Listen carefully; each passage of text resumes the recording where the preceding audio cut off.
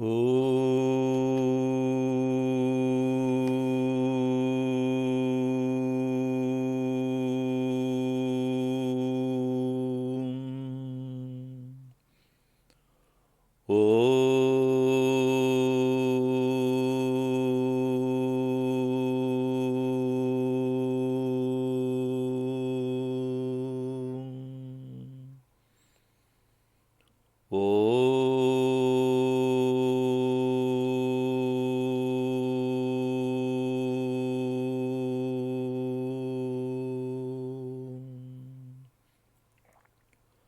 ॐ सहनाववतु सहनौ भुनक्तु सह वीर्यं करवावहै तेजस्विनावधीतमस्तु मा विद्विषावहै ॐ शान्ति शान्ति शान्तिः समस्तजनकल्याणे निरतं करुणामयं नमामि चिन्मयं देवं सद्गुरुं ब्रह्मविद्वरम्.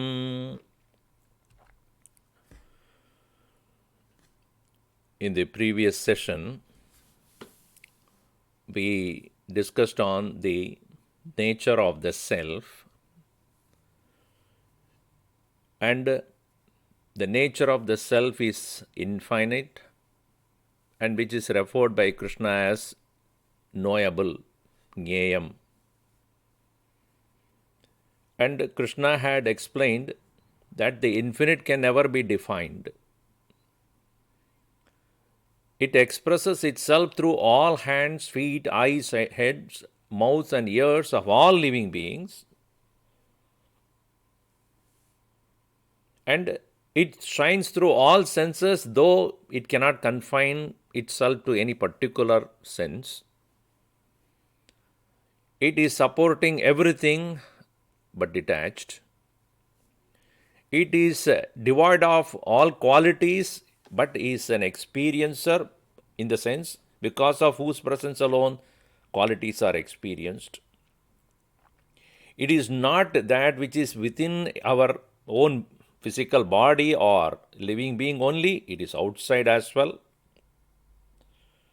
With the form, it is apparently seen to be moving, but actually it is all-pervading, does not have any movement. Being very, very subtle, even subtler than even space, therefore it is incomprehensible. For those who understand and realize it, it is the closest. For those who do not know, it is the farthest. Even though it is undivided presence, but it appears to be divided. It is that which sustains all living beings. At the same time, it dissolves and recreates. And it is said by Bhagavan Krishna, it is the most brilliant light, Jyotisham abhi tajyotihi tamasa paramuchyate.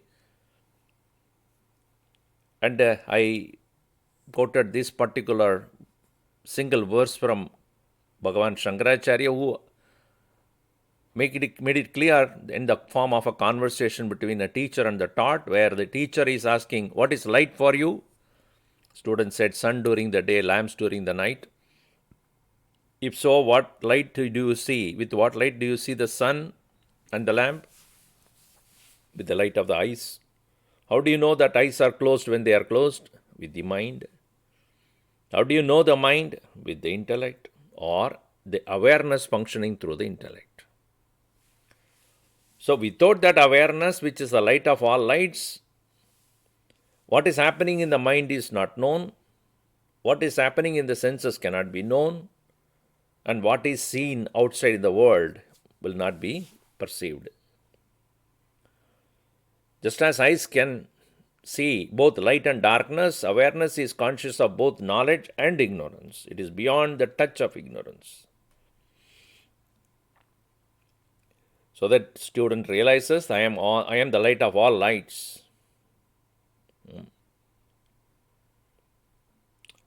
It is knowledge, it is knowable, and it is known. Knowledge in the sense All the 20 values we discussed in the previous sessions are making an individual eligible for, get prepared for the knowledge to take place, the highest knowledge of the knowable as one's own true nature. And it is realized as one's own awareness through the correct knowledge, which is present in all hearts. Now, in these discussions, we should not think that the whole exercise is only intellectual.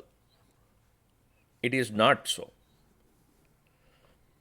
The role of the heart, the role of devotion cannot be overlooked. So in the next discussion, we take up role of devotion in self-realization or God realization. Devotion here does not refer to any ritualistic worship of gods, though it can help to maintain the focus. Devotion should not be misconstrued as merely what is being done in a temple or a place of worship in the form of varieties of rituals, varieties of festivals, celebrations, observances. That is pure religion. And religion without devotion is only ritual. And that's what we see usually in places of worship, unfortunately. People are so actively engaged in doing something. Devotion is an emotion, not merely an action. It can lead to an action, no doubt. A mother has a love for the child is an emotion. What she does for that child is an action. Think about it. The mother taking care of the child, clothing it, bathing it, feeding it. All these are all actions, all right. But what is that which is prompting those actions? Emotion. If the emotion is lacking in that whole process, then that mother is a nanny, not mother. She is paid to do that. She is asked to do it. Is it not true that when we go to a temple or any of the prayers of worship, what we see is mechanically engaging in so many rituals and various kinds of worships? You can clearly see the absence of love for God. Had it been that the love for God is there, nobody needs to tell you what you need to do. You know it. And you will do it on your own. Even, therefore, in the path of realization, the devotion is a very important element because the individual who is seeking freedom must love that very goal.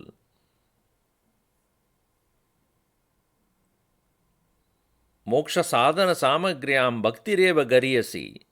Bhagavan Shankaracharya made it clear. Among the various spiritual disciplines, an individual is expected to take up devotion excels.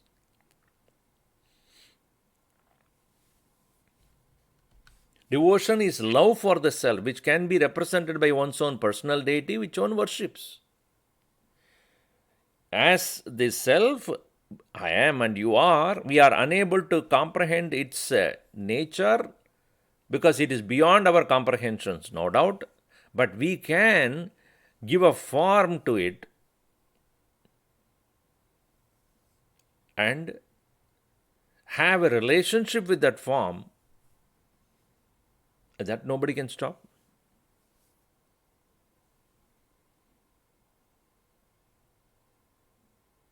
As an individual, I have a choice to choose my form, which represents my goal. Unless we have Bhagavan or God as a goal, worship of the form is merely a dictate from the religious precepts. You go to a temple, you do arati, you do give offering prasad, And if you do not have Bhagavan as your goal, then Bhagavan must be provider only for you.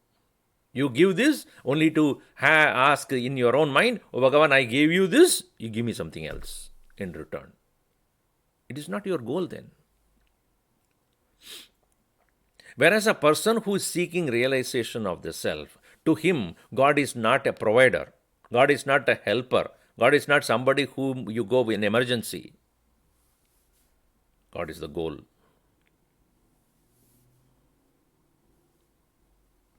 And interesting part of this is that Bhagavan, whom you are worshipping as the representative of your own self, which you want to realize, you surrender to it. You give yourself to it.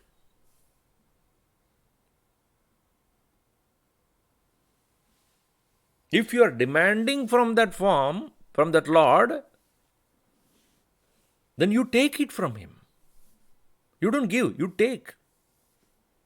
Even giving is only to take.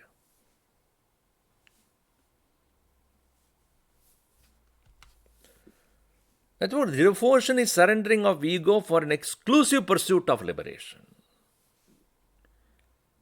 Surrendering of ego means what? I don't exist. You alone is. If you alone is, what do I want from you? The moment I say I want from you, meaning I am what I am not ready to surrender to and submit myself to you, because my demands are there. I seek something from you. So only when we have the Atma Jnanam, the correct knowledge of the self, we know what devotion really means. Until then, it is only a mere physical activity of doing japa, going to pilgrimage, or chanting some bhajans, or chanting some Vedic mantras, doing some rituals. Devotion is faithfully following the teachings of the scriptures as instructed by one's own guru, one who knows why you are doing and what way you can be guided to go towards him. That the guru here not is merely an instructor. Guru is a participant in your life. He participates in your life to make sure that you are reaching your goal.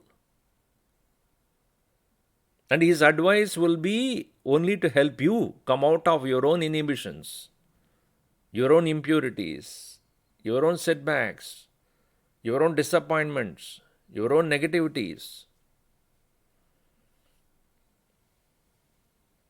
And not merely asking you to ask you to do some rituals and take dakshina from you.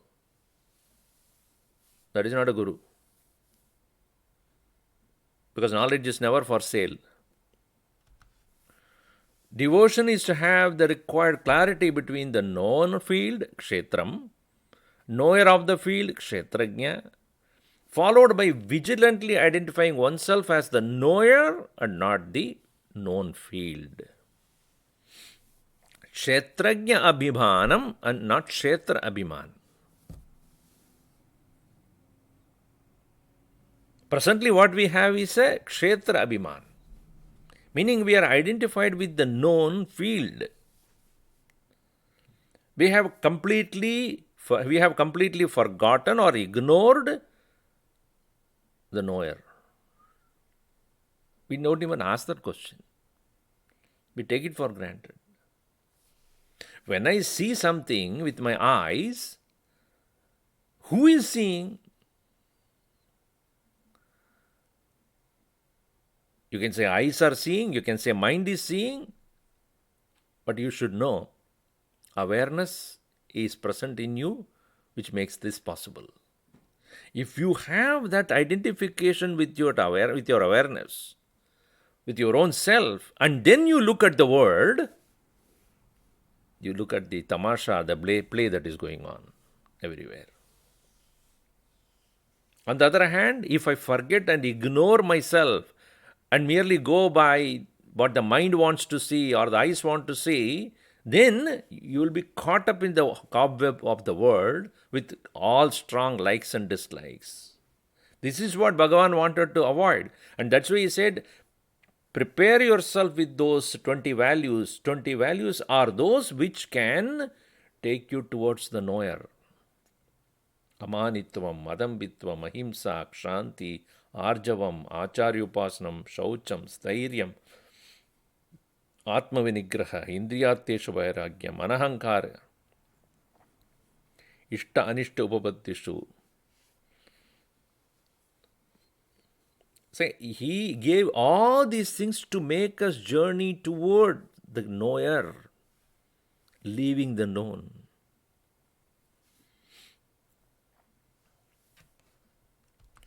Devotion is to fully recognize that he is present as the knower of the field in everyone. No one is left. Everybody is included. Every living being is included in his presence. Or his presence is there in all living beings.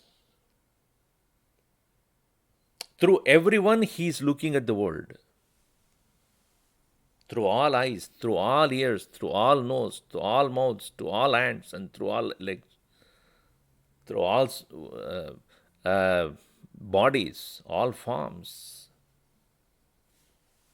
When we have this understanding, we ignore anyone or we overly possess anyone else.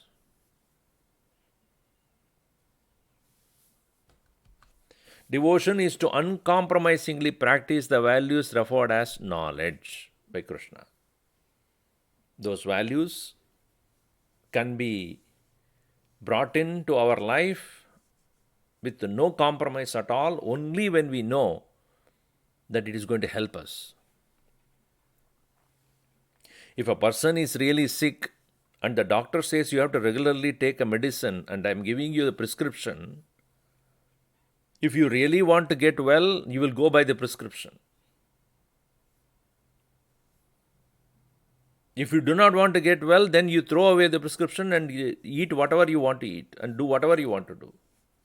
Is the doctor is going to be affected by that? No. He gave you the prescription. If you want to get well, here is the way. In the same way, Bhagavan Krishna has said, if you want to have that, the realization of the self, here is a prescription. I'm giving it to you. To take it and work on it is yours. If you do not want to cultivate those values, you will be going by the fancies of your mind.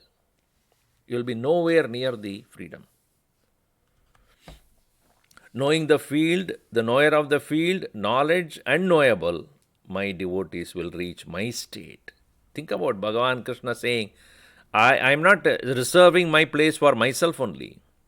This place of mine, this abode of mine is open to everyone. By knowing what is the field, by knowing who is the knower, Kshetrajna, and what is knowledge, what is Jnayam. Madbhavam adhigacchati, they will reach my state, the state of oneness.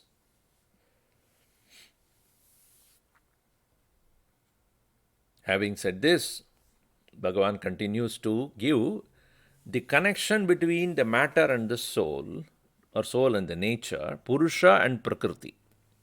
Because remember, Arjuna asked 6 questions. What is Kshetram, what is Kshetrajna, what is Jnanam, what is Jnayam, what is Purusha, and what is Prakriti? And Krishna here patiently answered who is Kshetram or what is Kshetram, the field, the matter, and who is a Kshetrajna, the one who resides in all beings, one who is watching and knowing, witnessing the Kshetram, the field, the matter. What is knowledge? Those values which can prepare oneself to identify with the Kshetrajna. What is to be known? Kshetrajna is none other than the Paramatma, the self. That is what is to be known. Now, who is Purusha and what is Prakriti, or who is Prakriti? In the Sankhyan philosophy, which had a very scientific approach to the entire world and life, had beautifully categorized the nature of matter and the nature of the soul. And according to them, these two are independent entities. And they come together to create life. Matter by itself does not have life, and the soul or the spirit, in this case, spirit does not have a medium of function, medium to function. Just like a current and a bulb. Bulb has no light without the current. Current has no light without the bulb.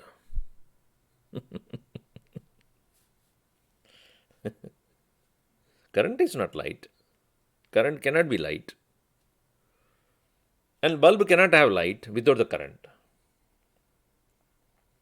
So two things independent of each other come together to make sure that the common thing is accomplished. This is a very scientific perception about it. And they have given to the world, the Sankhyans, the foremost scientific thinkers, elaborate details about what is the nature of the Prakriti, how it has created this world. All details are given.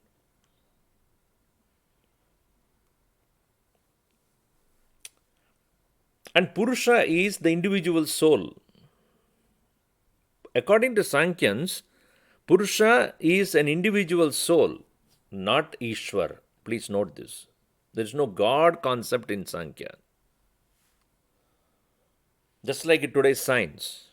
Science does not admit that you, the consciousness, is God. No. You have an individuality.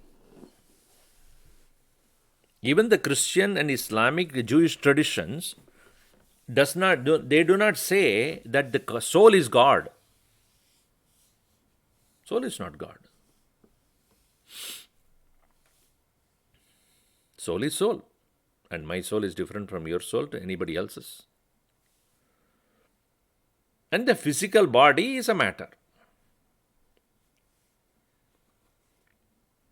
And so Sankyans also do not consider the soul as divine. Soul is an individual. And Prakriti is matter through which the soul experiences everything or functions. They are independent entities. Whereas Krishna's perception in this whole thing is, while he coming from the Vedic authority, Purusha and Prakriti both are anadi, beginningless. And there cannot be two infinites. If you say a thing is infinite, it will include everything. You cannot say one is excluded out of it. Then it is not infinite. When you say both are beginningless, both are infinite, Prakritim Purusham Chaiva Vidhi Anadi Ubhav Abhi.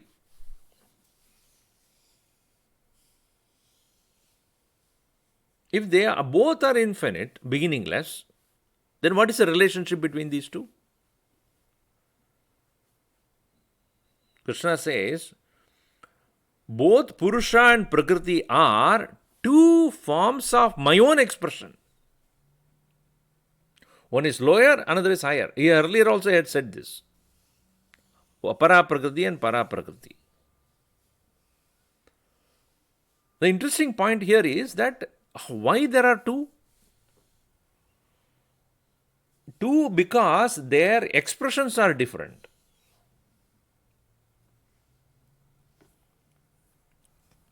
So here, the soul's expression in the body is life. The soul being sentient cannot be caused by insentient matter, nor it could be non-existent in the past and become existent in the present.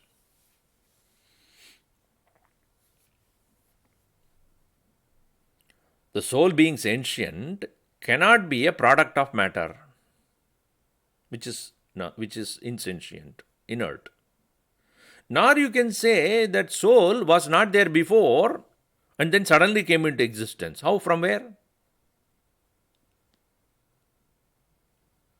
What was not there in the past cannot come into the existence in the present. If it has come into the existence to the present, there must be a cause, and the cause must have existed before. And if a sentient soul has to become present today, what was the cause of that sentient soul? Insentient matter.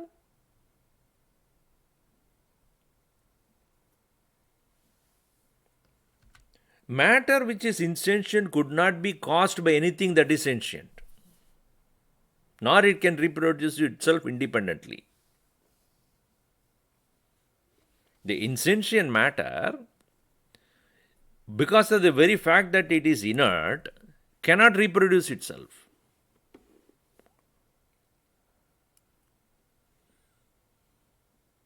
And if it has come into being, there must be a cause. And the cause, is it sentient? If it is sentient, then the matter also should become sentient. Because as per the cause, so is the effect. So Vedanta concludes that both soul and nature are two distinct expressions of one. In one level, it is expressing itself as its own nature as sentient. At another level, it has come one step down to express itself as insentient.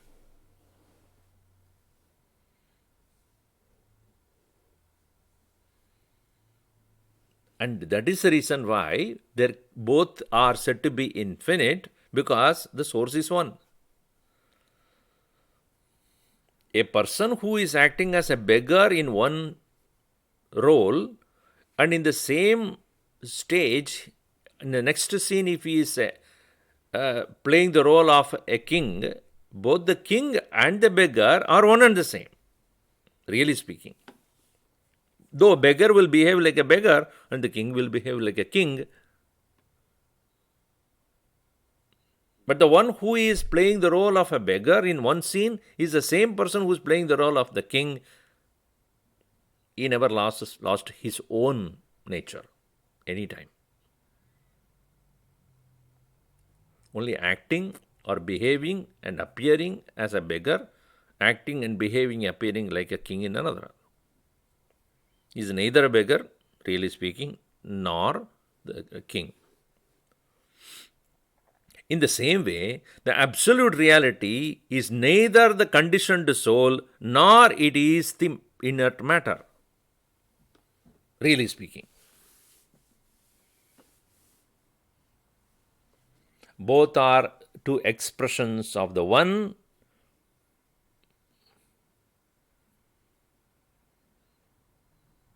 It behaves as a sentient soul, and at the same time it also appears as the insentient matter. The soul cannot be different from that one. If it is, it will be always bound by the matter, and there will be no possibility of liberation then.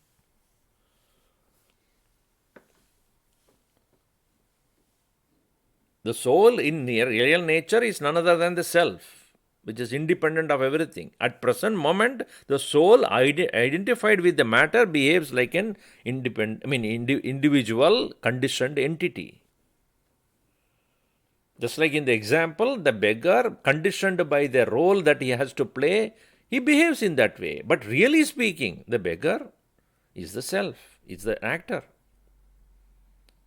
And at any point of time, he can renounce that very beggarhood and come back to his original nature. The same way, the soul, discarding its identification with the matter, can realize its own self. And everybody has got the right, everybody has got the qualification to do so, if one is ready for it. And the matter cannot hold him back.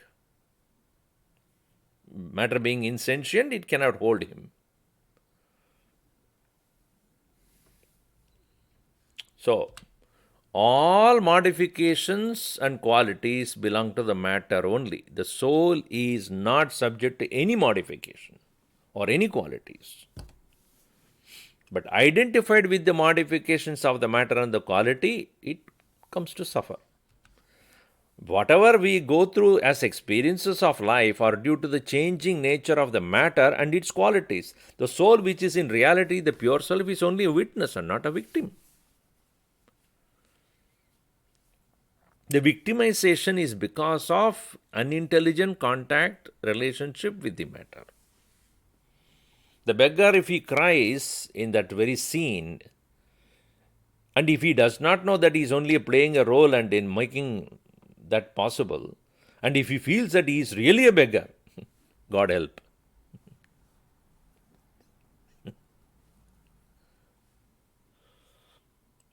He will probably act so beautifully and cry there like a beggar while he is fully aware that he is not one. Well, he has forgotten that he is not a beggar and he is suffering the beggarhood. Then somebody has to tell him, hey, slowly go to him in his ears. Remember that you are only acting.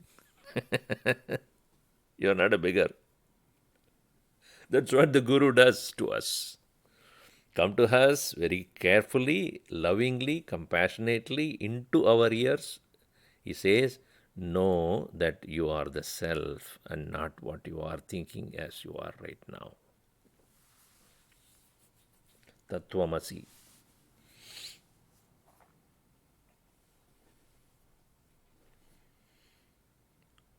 So the power of creation and the one who is behind that as Purusha is an interesting topic now. So, the relationship between the Purusha and Prakriti, this should be understood.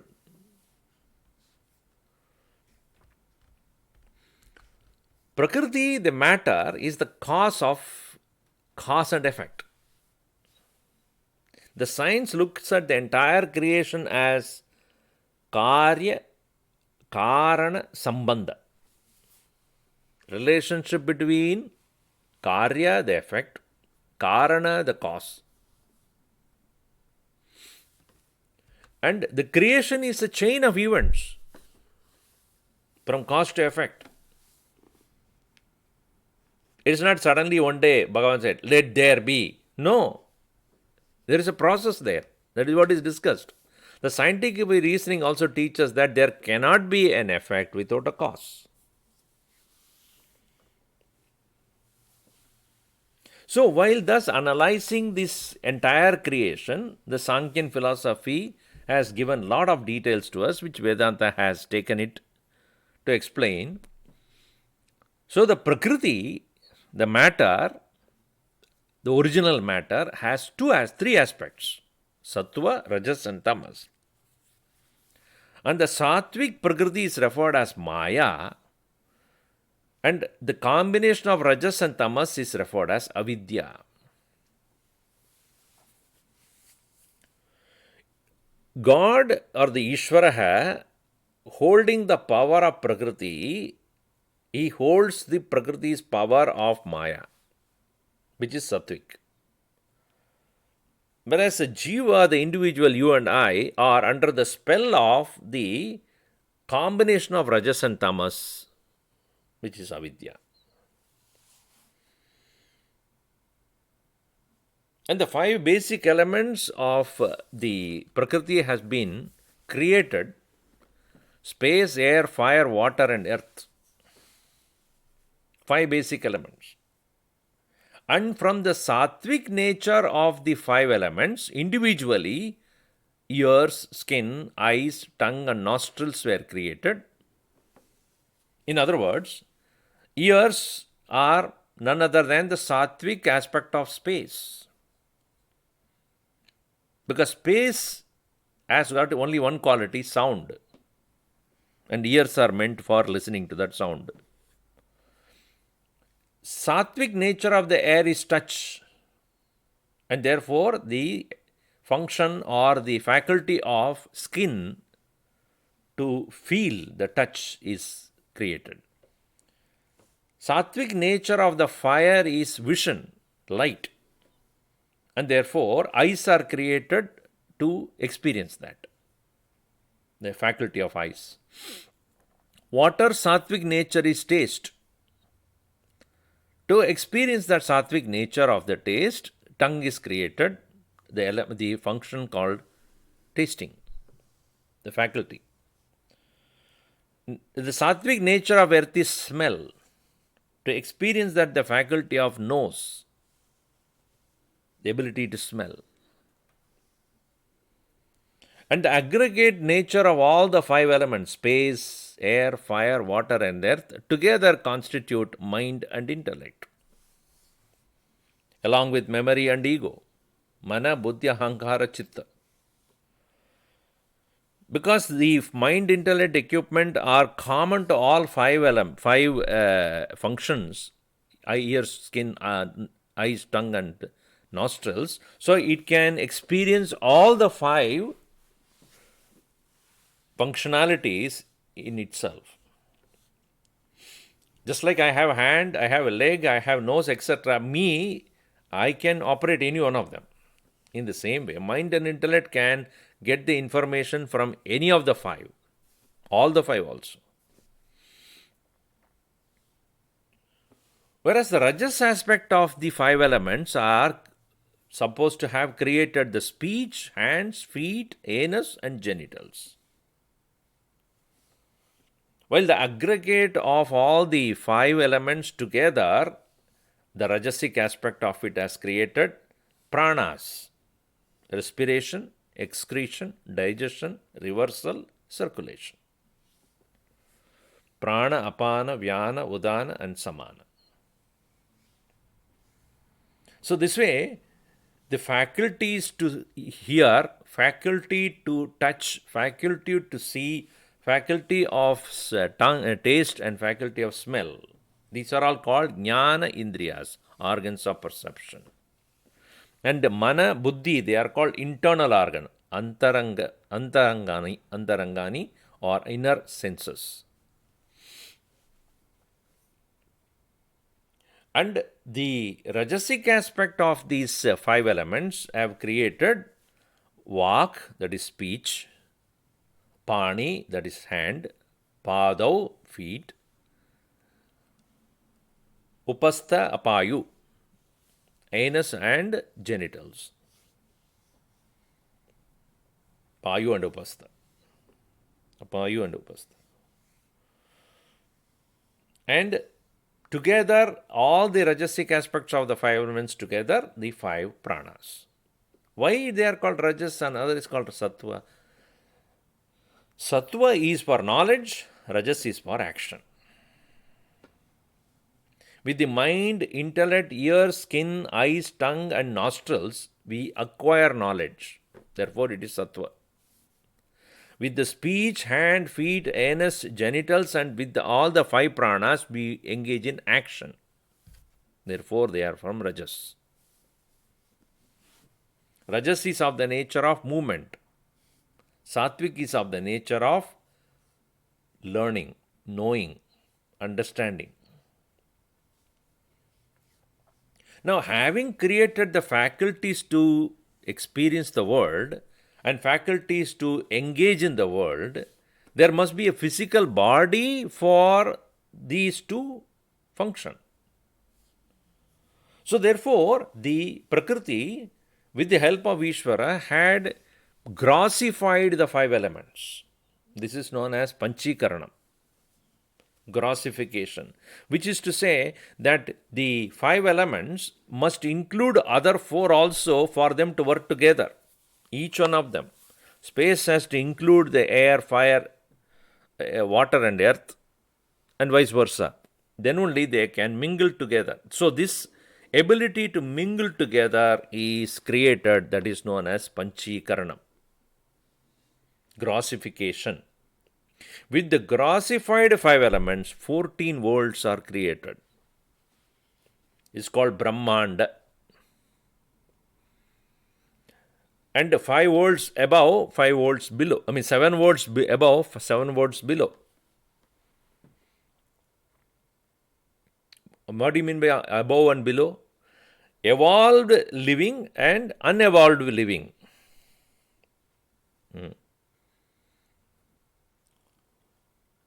Higher level of consciousness and lower level of consciousness. Higher level of abilities and lower level of abilities. Higher level of knowledge and lower level of knowledge. So 7 worlds where the higher level of consciousness is expressed and experienced. 7 worlds below, lower level of consciousness and expressions are experienced. And in all these 14 worlds, the gross bodies are created along with 5 objects of experience. Objects to see, objects to hear, objects to smell, objects to touch, object to taste. This is how the entire creation has been explained in Vedanta. Originally, that idea has been given by Sankhyan philosophy, but it has been taken by Vedanta to explain the world that we come to experience. It is interesting that this beautiful creation is so elaborately explained. But at the same time, the Purusha is the one who is to be accounted for. What is his role here? He is the experiencer of joys and sorrows while sitting in the midst of this Prakriti. Seated in this matter, he is the one who is a real experiencer. For when I see a flower, it is not the eyes which is experiencing the flower, not even the mind. Mind is only a thought. But the one who has the thought, one who feels the thought, one who understands the thought is awareness. That individual there, sitting there, is referred as Purusha. Puri Shayanatvat. Purishete iti Purushaha. One who remains in this body. So, that is the relationship between Purusha and Prakriti, the soul and the matter. All right. Now, proceeding further, Purusha, the experiencer, the cause of the experience is the identification with the Prakriti. How that happens? The Purusha seated in the midst of the Prakriti identifies with the matter. And when he identifies with the matter, there is impressions created. Based upon the quality of the impressions, their next birth will be accordingly either a god or human or animal. If he has taken the Devata, God's body, that means the impressions are predominantly sattvic. If the impressions are predominantly Rajas and Tamas and Sattva as a combination, then it is human. If the impressions are predominantly tamasic, it is animal, and plants and trees and worms and all other things, birds, etc. Animals is just given in the form of all other forms, those forms which are not human. And so the impressions that are created will lead to the form that he takes, and from that very form he again engages in, from the rebirth, against identification continues. Based upon that are the experiences causes impressions, after that when the death takes place, again rebirth. Rebirth, identification, experiences, impressions, death. rebirth. Identification experiences impression, death, rebirth. Identification experiences impression, death, rebirth. This is called samsara. Endless cycle of birth and death. Now, if you go back to the point, why there is rebirth? Because of impressions. Why there is impression? Because there is identification with Prakriti. Now the question is, do we have a choice? Should the Purusha always identify with the Prakriti, or it is a choice? If you are making the choice, understand, then you are pure witness, you are a permitter, supporter, enjoyer, and you are the presence of God. Bhagavan Krishna gives a most simple way of understanding this. In essence, the Purusha sitting there in your own self is none other than me, myself. In who is, he beautifully puts it in one verse. Upadrashta, Anumanta, Bharta, Bhokta, Parameshwaraha. Upadrashta means one who is a close witness to you. Upa, close. Drishta, seer. Closest seer, watching you yourself very closely. Actually, there are no two. God's presence in you and you. No. God's presence in you is the witness to you. Understand that.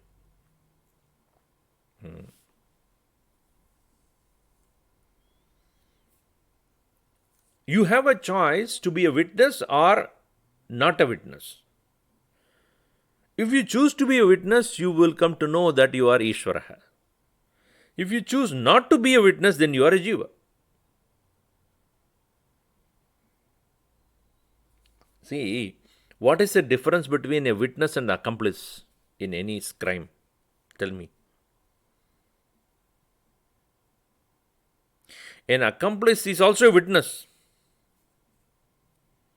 But he will not be treated as a witness in a court of law. Why? Because he played a role in the crime. He didn't stop him. And he also participated in the very crime of whatever it is. And so he cannot be treated as a witness. He is an accomplice. He became part of the crime. Whereas a witness is one who watches the thing but not participates. The moment he participates, he loses to be a witness. So therefore, as I said, you can choose to be Ishvara, the witness, or you choose to be Jiva. You cannot be both at the same time. I am Ishvara also, Jiva also. No. If you are Ishvara, then you are not a sufferer. You permit. You allow it to happen. When they say support, it means it's supporting not by participation, supporting by being present there. And enjoys your going through that. So that's why Bhagavan says, Upadrashta, Anumanta, Bharta, Bhokta. Bhokta here does not mean he suffers the experience. No. He makes that possible and at the same time does not take the impressions.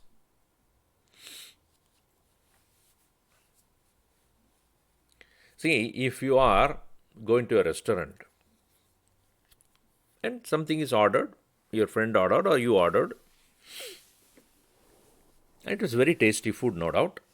You had it. Then it's the first time you are going to that restaurant, so your friend is asking, hey, how was the food? Good. You like to come back again to eat the food? Now, if your impressions about the food is good and you want to have it again, you will say, yes, of course, I will come back again and have the same item again. Then, in that case, you have created a new vasana into yourself. On the other hand, you would say, if you say, yeah, it was good, would you come back again? I may. Not that I have to. Because I have not created a vasana out of that experience, then it doesn't impel me, force me to come to that place. No. I may come, I may not come. It is not that I have to come. That is the freedom that we have to continuously engage in. Because the mind's nature is to create a deeper impression and demand you to experience it again, again. Whereas if you are conscious and cautious about it, yeah, I had an experience, does not mean I have to experience it again. So the enjoyer, all right, but not a slave to that enjoyment. So the seated Purusha in you, once he becomes identified with the Prakriti and caught into the nature of the Prakriti, its qualities and impressions called vasanas are created. Once those are created, then you have to come back again to experience it. And when you come to experience it, that is rebirth. Once you have taken a rebirth and without that knowledge, again you go through the identification process. Then again the experience takes place. Then again the impressions take place. Then you die physically, and then those impressions have to come back again to experience rebirth. The choice is entirely upon us, Bhagavan says. To identify yourself as the mere witness, or go and get caught up in the whirlpool of this Prakriti. Once you are in the Prakriti, Karanam guna sangosya sadasat yoni janmasu. Purusha prakritisto hi bhungte prakritijan gunan.